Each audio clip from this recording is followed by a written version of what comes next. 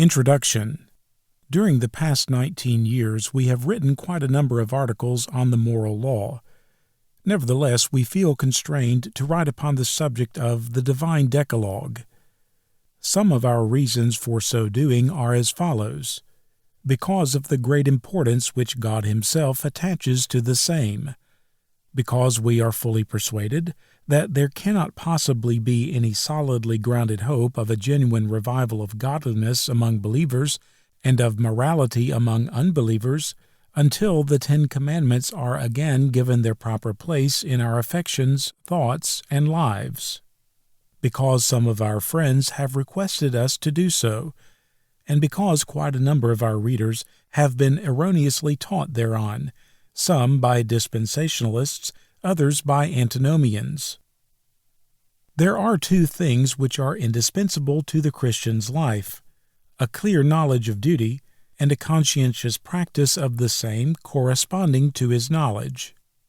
As we can have no well-grounded hope of eternal salvation without obedience, so we can have no sure rule of obedience without knowledge. Although there may be knowledge without practice, yet there cannot possibly be practice of God's will without knowledge. And therefore, that we might be informed what we ought to do and what to avoid, it has pleased the ruler and judge of all the earth to prescribe us laws for the regulating of our actions.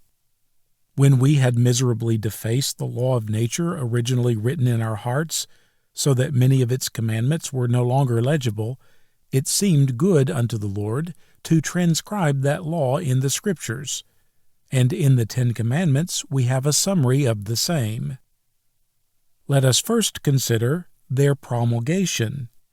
The manner in which the Decalogue was formally delivered to Israel was very awe-inspiring, yet replete with valuable instruction for us. First, the people were commanded to spend 2 days in preparing themselves by a typical cleansing from all external pollution, before they were ready to stand in the presence of God. Exodus 19, verses 10 and 11. This teaches us that a serious preparation of heart and mind must be made before we come to wait before God in His ordinances and receive a word at His mouth.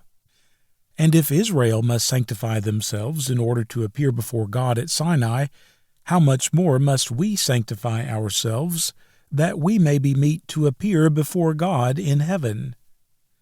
Next, the mount on which God appeared was to be fenced, with a strict prohibition that none should presume to approach the holy mount. Chapter 19, verses 12 and 13, teaching us that God is infinitely superior to us, and due our utmost reverence, and intimating the strictness of His law. Next, we have a description of the fearful manifestation in which Jehovah appeared to deliver His law.